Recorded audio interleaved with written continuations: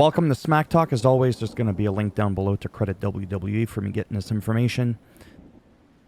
That's a lovely shot right there of LA Knight, who AJ Styles did defeat to become now the #1 contender for the Backlash France match against Cody Rhodes for the championship. Is it me, or has AJ Styles in recent memory become more shredded, in better shape than he already was to begin with, especially when he came to the WWE? Has it been almost 10 years? I don't remember. Anyways, because I'm talking about that because lately a lot of people have been going on about him being on human growth hormones and all that, and I'm thinking, I know people that look like that and they're natural. It is possible to look like that naturally. Not everything always has to be about steroids. The recap of Solo going hog wild last week was showcased, and then Solo showed up in a suit with a chain with Tamatanga, with Paul Heyman again looking fearful. Grayson Waller and Austin Theory, the new tag champions, they are now going to be referred to as the WWE Tag Team Champions, not the World Tag Team Champions. That's saved for Raw. And here, Triple H unveils the belts, which I think look noticeably, in my opinion, better than the Raw ones for the World Tag titles. But again, this is all pure opinion.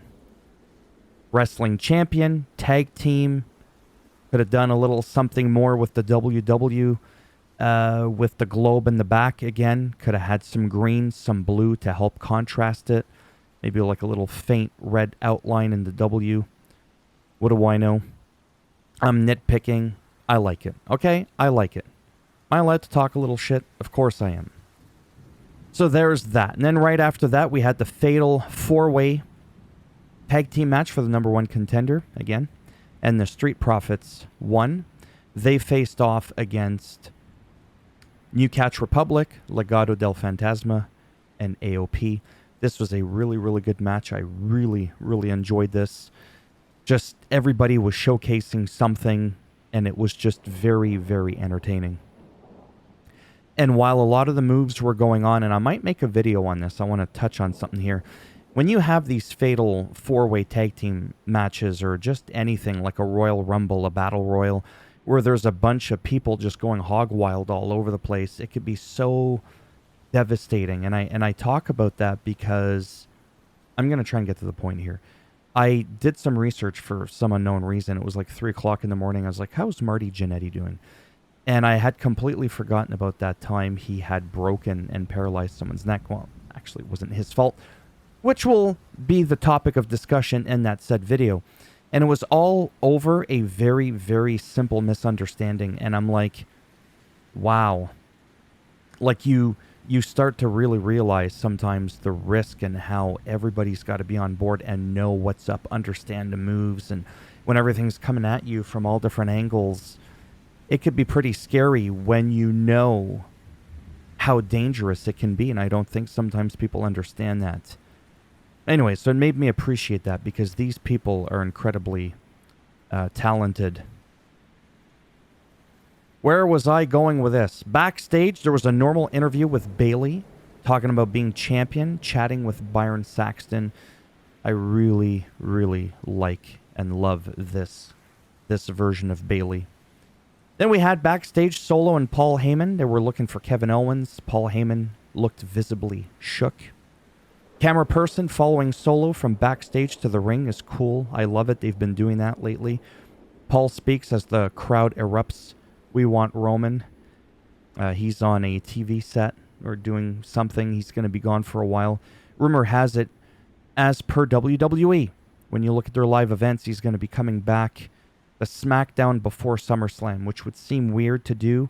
Why would you bring him back at the last minute unless you're going to have him be a surprise for SummerSlam?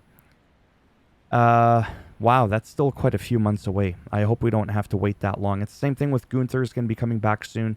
Seth Rollins is out with an injury. He had surgery on April the 16th to a torn ACL and a slight tear in the meniscus, as per Becky Lynch. So Heyman looked uncomfortable. My goodness, I'm uncomfortable here.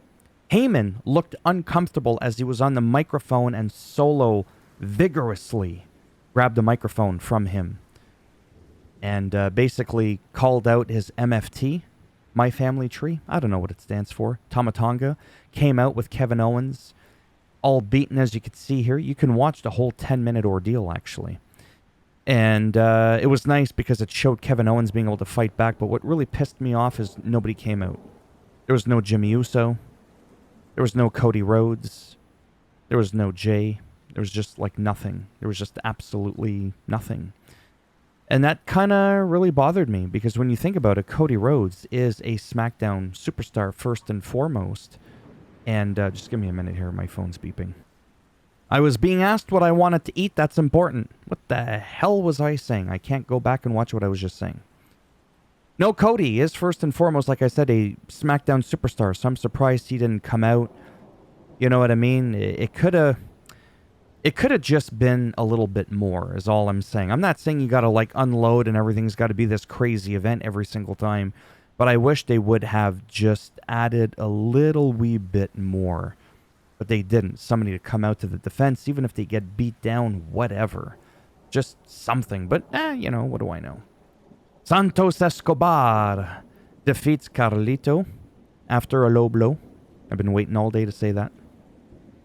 I like Carlito. I'm glad he didn't go heel. I'm just glad he's in the WWE getting paid. Like I said, I really do appreciate him a lot. I think he's being slightly underutilized right now. But, my goodness, everybody's just messaging me. So yeah, I'm just glad that he's back. As I've mentioned before, I hope they make better use of him coming forward, make him look strong, get some wins in there. Bayley versus Naomi. I like this. Naomi is just so damn good. Like, really, like, oh, wow. Not saying Bayley isn't. I'm just saying Naomi's, like, literally, like, one of my favorites up there with, like, your Charlotte Flairs and Rhea Ripley. Like, I really like Naomi.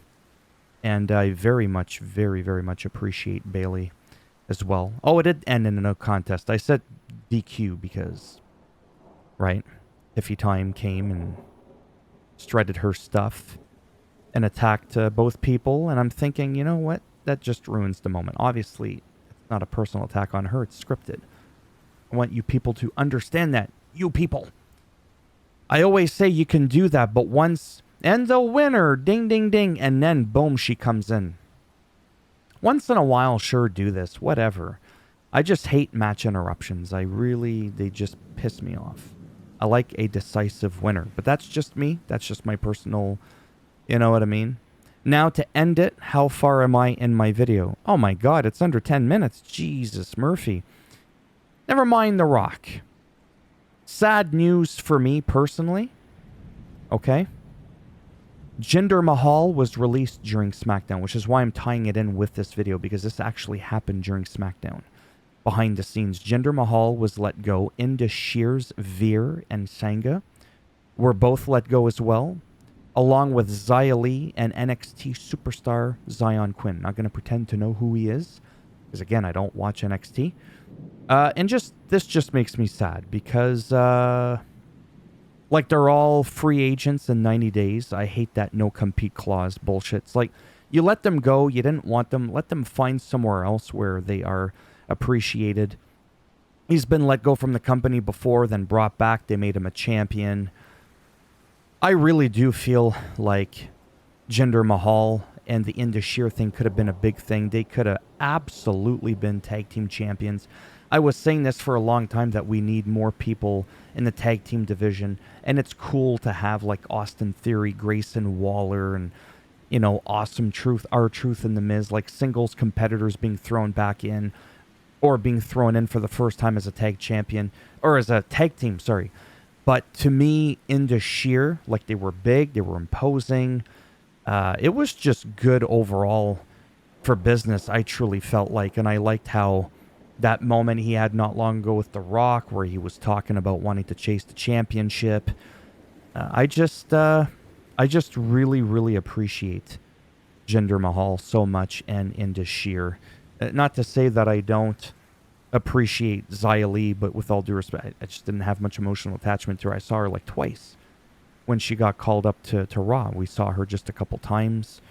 She kicked a lot of people and then disappeared. Zion Quinn, never seen him in my life. You know what I mean? So there's no emotional attachment. Obviously, it sucks for them as people. And having to wait 90 days, I mean, come on. Whatever. What do I know about the business again? So yeah, I just wanted to bring that to your attention. I don't know if other people are going to be let go. It's sad because I feel like I'm going in circles, but I really, really want to push the narrative here that I truly feel absolutely with just some very vague, mild, creative direction and being utilized more like actually being put on TV. Indus Sher with Jinder Mahal could have been an absolute wrecking force to be reckoned with. In the tag team division, I truly feel that. Kind of like Omos. Where the hell's he been? I don't know, man. It just, I have sometimes like some moments where I just kind of scratch my head and I don't understand, and I feel like WWE on SmackDown, because it is a shorter show, I feel like it needs to be extended to 3 hours like Raw. I know a lot of people are going to be like, oh my god, did he just say that?